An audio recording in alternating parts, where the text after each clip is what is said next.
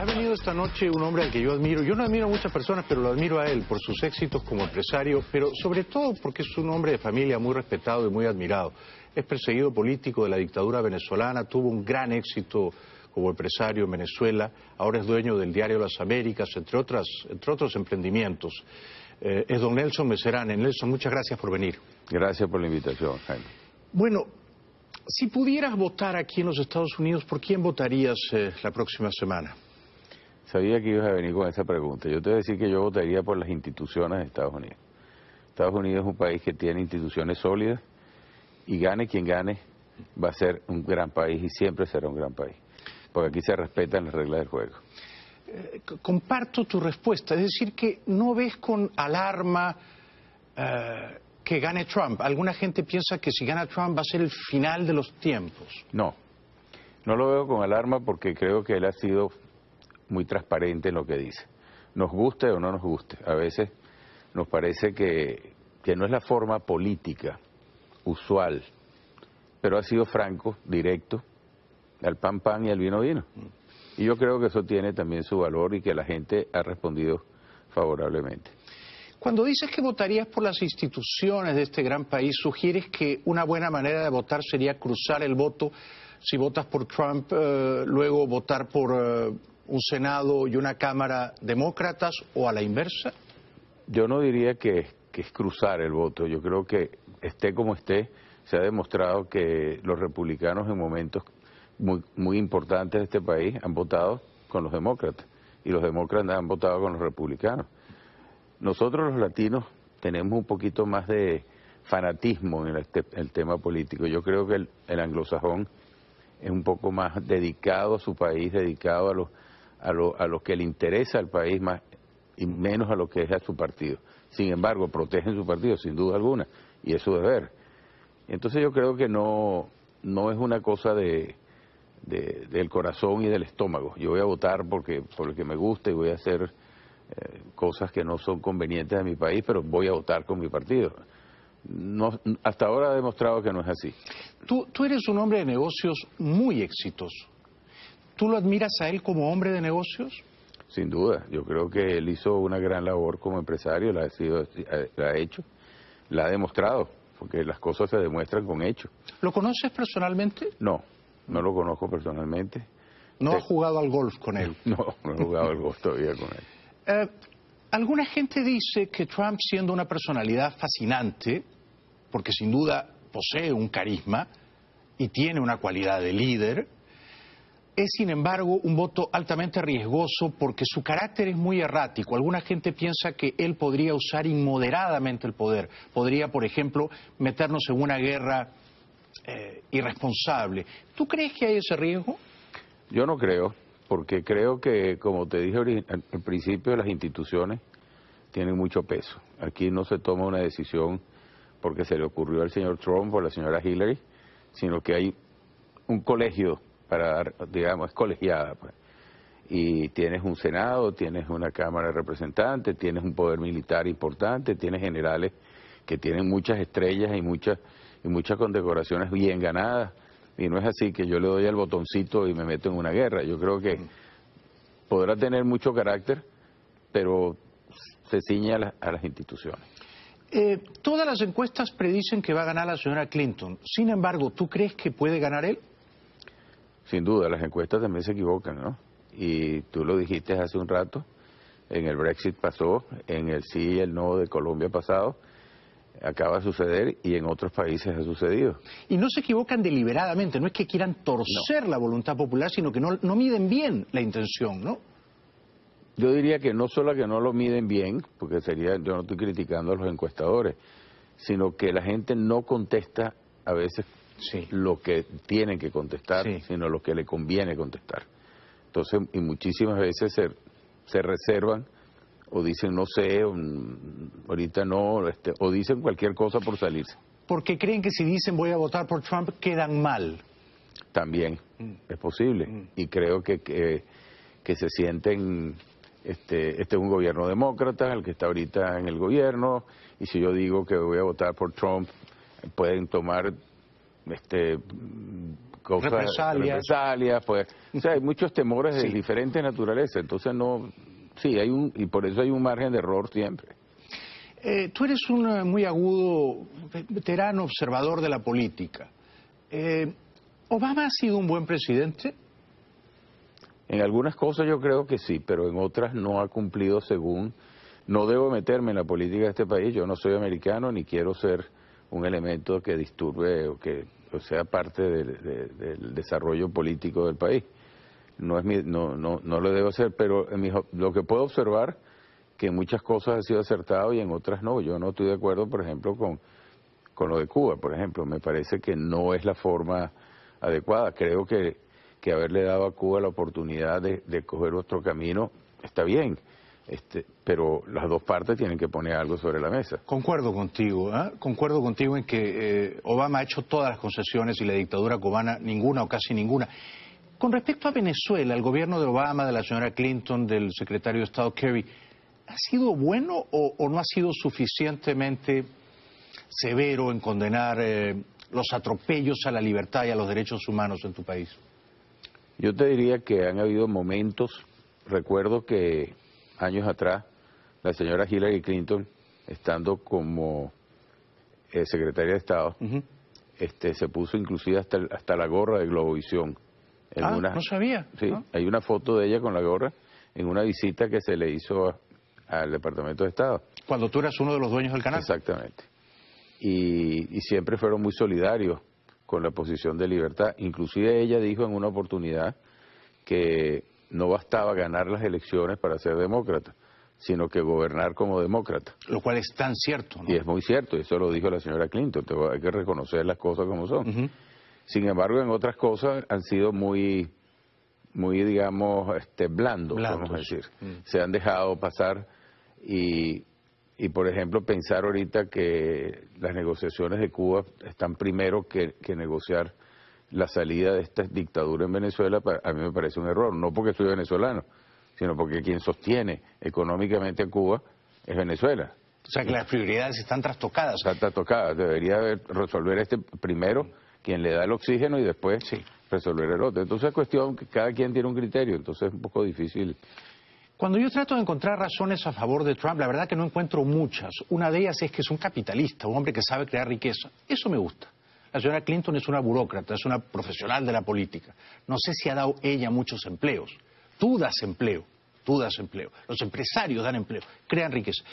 Otra razón a favor de Trump, y dime por favor si te parece razonable o antojadiza, es que yo presiento que Maduro quiere que gane Hillary. Yo presiento que Raúl Castro quiere que gane Hillary. Correa ya ha dicho que él quiere que gane Hillary. O sea, si gana Trump, por lo menos le vamos a dar un disgusto hepático a Maduro, a nuestros enemigos. ¿Es así? ¿O bueno, es una razón pueril? No, yo creo que sí sienten que puede haber una posición más fuerte, más definida de los Estados Unidos con un Trump y que puede levantar ese ánimo para resolver las cosas a fondo. Yo, como te digo, hay muchas cosas que ha dicho Trump que a uno le parecen absurdas por la forma de decirlo, pero a veces en el fondo, tú dices, oye, en el fondo tiene razón. Hay cosas que hay que corregir, viéndolo como Estados Unidos.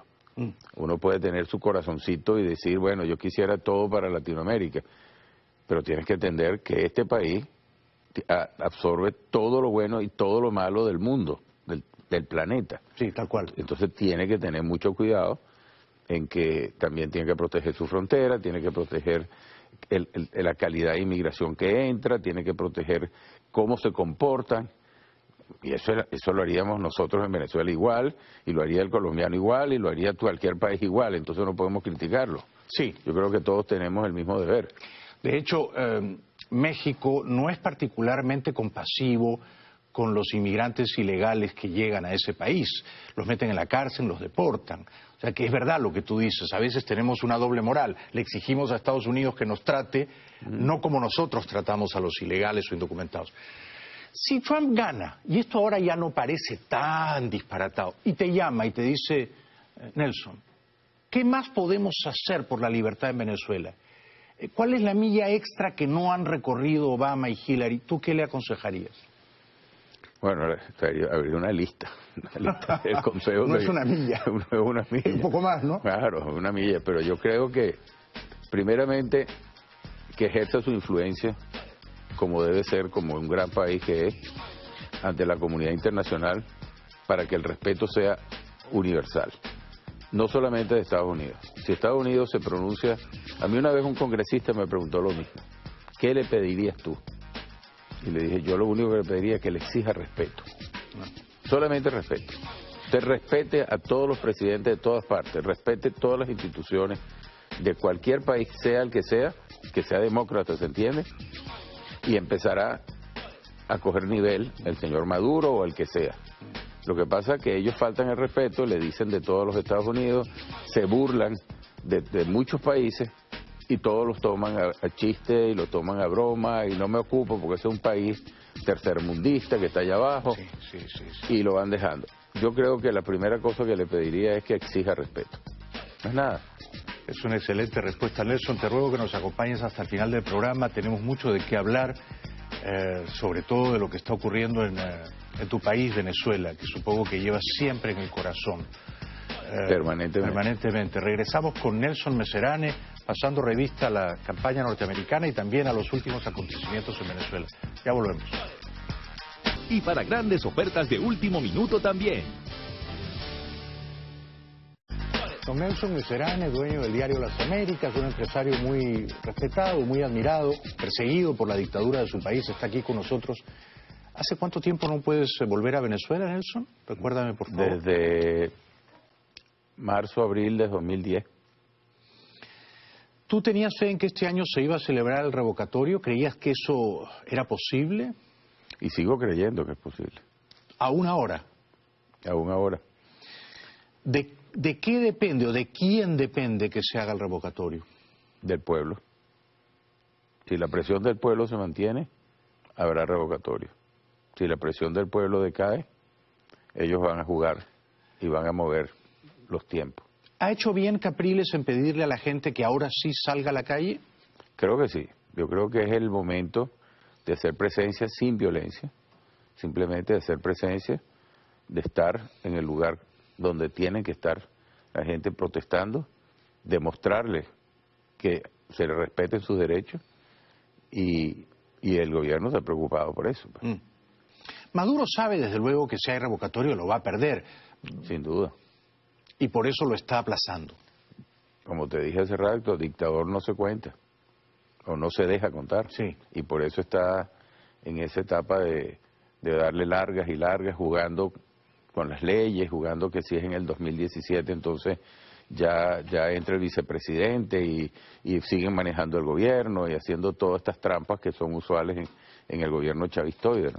¿Debe la oposición está formada, la Mesa de Unidad Democrática, creo que son como 20 partidos entre grandes y pequeños, ¿no? Pero está Voluntad Popular de Leopoldo, pero está Primero Justicia de Enrique, está Acción Democrática, está Un Nuevo Tiempo.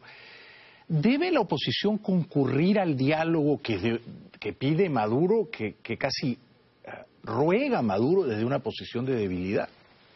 Bueno, primero, el diálogo fue convocado originalmente por la oposición y le convocó al Vaticano para que participara en un diálogo, pero eso fue hace más de 4 meses. Claro. Entonces, apareció ahora el diálogo cuando ya la situación es lo suficientemente grave. No sé si conoce la historia, Maduro se presentó en el Vaticano sin ninguna invitación oficial, sin ningún desconocimiento total del Vaticano, lo atendieron por detrás en un espacio escondido en la noche, y la primera trampa que hizo el gobierno fue al publicar una foto donde el Papa le estaba dando la bendición y pareciéndole la cruz en la frente, que fue de 2013. Como diciendo, acaba de estar con el Papa. No conocía esa historia, increíble. Sí, está en la prensa, y salió la foto y la publicaron. Y después tuvieron que decirle, mire, esto no es verdad. No hubo foto, no hubo nada. Lo atendieron porque un jefe de Estado llega y lo tienen que atender. Pero usaron indebidamente, groseramente la figura del Papa. De ahí ves cómo empieza el uso de esta buena fe que ha tenido la oposición, de decir, ok, vamos a reunirnos, vamos a hablar, porque hay un emisario del Papa que está aquí. Hasta ahí yo no lo critico. Yo lo que critico, si es que puedo criticar algo, es que a la oposición que ya asistió a esa reunión, digo, ok, ahora vamos a poner cuáles son las bases de este diálogo. Primero, hay diálogo si usted me suelta a los presos políticos. Hay diálogo si fijamos la fecha del revocatorio. Y podemos pedir 5 cosas más, pero vamos a hablar de 2 cosas cruciales. Claro.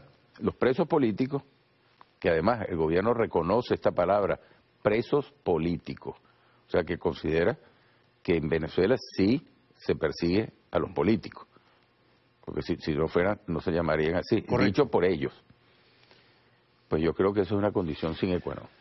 Soltar, liberar a los presos políticos y fijar una fecha para el revocatorio antes de fin de año, ¿no? Antes de fin de año. Si fuera el próximo año y desde luego la dictadura lo perdiera y Aristóbulo reemplazara a Maduro, ¿Aristóbulo sería menos malo que Maduro o sería más o menos lo mismo? Es que Aristóbulo no tiene ningún peso específico como presidente. Si quedara como presidente en ese momento, quien va a gobernar es el que esté por debajo de Aristóbulo, que será el vicepresidente que nombra a Aristóbulo, que podría ser hasta el mismo Maduro. Podría ser hasta el mismo Maduro. Podría nombrar a Maduro vicepresidente. En este momento... Hay un día, perdona que te interrumpa, en una oportunidad hasta Diosdado Cabello, sí, fue Diosdado Cabello lo dijo, y lo dijo de manera de burla. Dijo, bueno, ¿cuál es el problema? Se nombra Aristóbulo nombra a Maduro de vicepresidente, y luego Aristóbulo renuncia. Y vuelve a quedar Maduro de presidente. Increíble. O sea, se burlan del pueblo, se burlan... Del mismo modo que se burlan de la autoridad moral que tiene la Asamblea Nacional, ¿no? El pueblo la ha elegido y todo el tiempo está Maduro tratando de socavar la credibilidad de la Asamblea. ¿Ha hecho bien Ramos Salub en no concurrir al diálogo al que lo convocó, lo citó Maduro? Creo que sí, yo creo que la posición que ha asumido Ramos Salub en estos meses que tiene desde siendo el presidente del Congreso, lo ha hecho muy bien, porque ha ido al punto.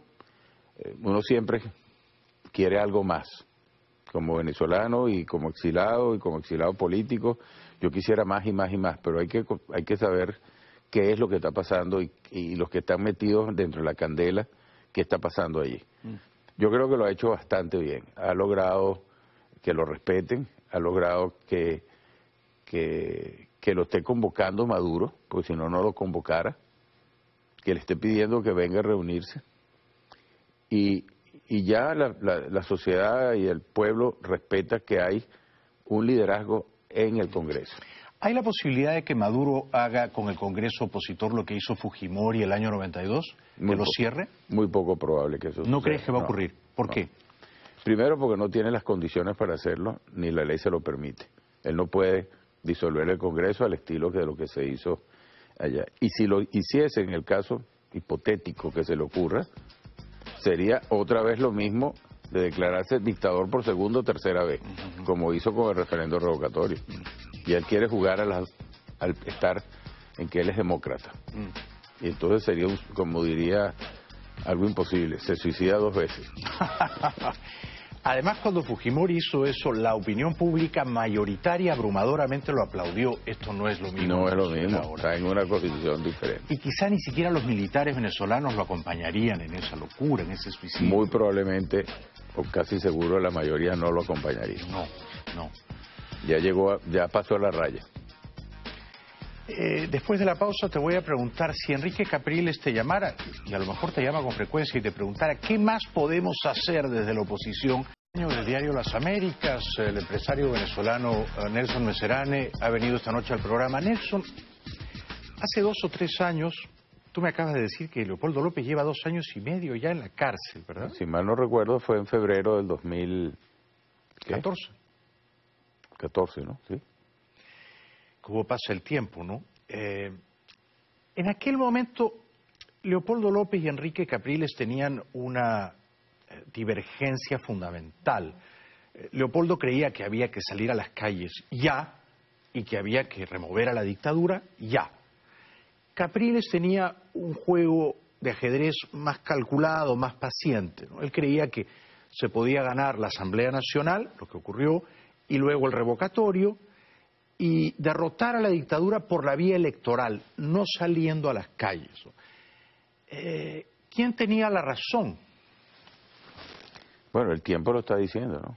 Que la razón la tenía Leopoldo, porque sin quitarle méritos a lo que haya hecho Enrique, que yo creo que ha hecho una gran labor, fue un candidato extraordinario cuando le tocó serlo.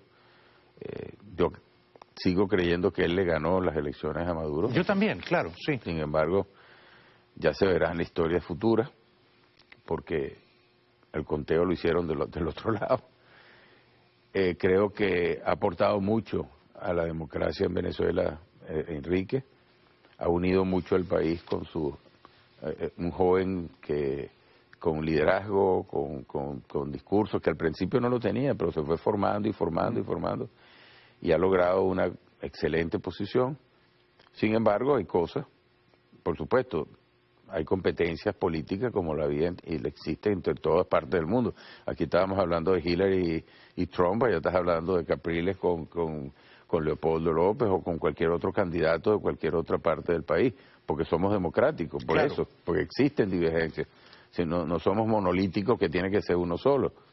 Sin embargo, considero que la posición de Leopoldo, si se hubiese unido todos los partidos alrededor de él en aquel momento, hoy habría referendo revocatorio, ya hace tiempo se hubiesen resuelto muchas cosas y el camino sería otro. Pero ya eso es historia, ya eso pasó pues. Sí, y ahora que estamos comenzando noviembre de 2016, si Capriles te preguntara, don Nelson, ¿qué debo hacer para forzar el revocatorio? ¿Qué debo hacer que no he hecho todavía? ¿Qué le aconsejarías? Mantenerse firme en el momento, que es ahora, mantenerse en una posición no de violencia, sino de firmeza, de convicciones, de pedir las cosas que se tienen que pedir para que se dé el revocatorio, de exigir la libertad de los presos políticos, todos, no de uno nomás, todos. ¿Le aconsejaría salir a las calles y marchar a Miraflores? Creo que ya hay motivos para salir a las calles y marchar a Miraflores, pero con agenda. Con agenda, ¿qué pido? Pedimos esto. Si usted es presidente, usted gobierno, es un derecho que tiene los que lo están pidiendo, que es todo el pueblo venezolano, es un derecho constitucional, está en la Constitución. Inclusive tengo un video que te lo voy a mandar, donde Chávez defiende a capa y espada el revocatorio, y donde dice que es la salida que hay en un gobierno democrático. No deje de mandármelo. Es que el revocatorio es una idea que Chávez introdujo en la Constitución. Claro. Él amaba la idea del revocatorio. Sí, y él dice, y esto es lo que ahora va a hacer que todos los gobernantes no abusen del poder y se puedan contar a mitad de periodo. Todo eso está en un video que no es un cuento. Aquí está, señor. Es una idea chavista. O sea, Maduro está deshonrando el legado de su mentor. Absolutamente. Claro. Su mentor quería que eso existiera y tan es así que está en la Constitución. Y tan es así que Chávez hizo 2 revocatorios, ¿verdad? Sí, señor. Uno que perdió y otro que, por casualidad, ganó. Ahora, hay el riesgo, porque yo a veces me temo que sí, de que la dictadura trate de meter en la cárcel a Capriles, no sé si a Ramos Ayub. Bueno, ya te diría ahora, en manera jocosa, sería el suicidio por tercera vez ya. Ya no hay más ya no te puedes matar 3 veces, ¿no? Claro. Primero desconoces al Congreso, después eliminas el revocatorio, después metes preso a una cantidad de líderes políticos y al final metes preso al presidente del Congreso y a los líderes de la oposición. Bueno, ya está, pues ya, definitivamente ya no creo que haya nadie que piense que aquí estamos hablando de democracia. Claro. Ya no hace falta de que sigamos hablando de tiempos, Claro, ni mediaciones, ni nada que se parezca, ¿no? sería efectivamente un suicidio múltiple, ¿no? Sí. Pero Maduro es capaz de cualquier cosa, ¿no? Visto de ese ángulo es posible que sea capaz de hacerlo.